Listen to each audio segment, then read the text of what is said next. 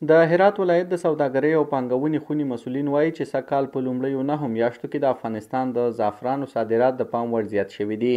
د دوی د معلوماتو له مخې په دغه موده کې د شاوخوا 13 میلیونه او 15 زره ډالرو په ارزښت افغان زعفران نړیوالو بازارونو ته لیږدول شوي دي چې دا د هیواد لپاره یو مهم اقتصادي پرمختګ بلل کیږي. د سوداګرۍ خونې اجرایوي مشر محمد یوسف امین وایي چې دغه صادراتو وزن نږدې 22 ټنه او 113 کیلوګرامه ته رسیږي.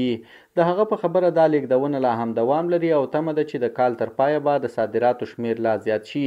امین زیاتوي چې د افغانستان زعفران د کیفیت له مخې په نړۍ کې ځانګړی شهرت لري او همدا لامل دی چې اروپا، امریکا، عربي هیوادونه او د ختیځ او جنوبي اسیا بازارونه د افغان زعفرانو اصلي مشتریان دي.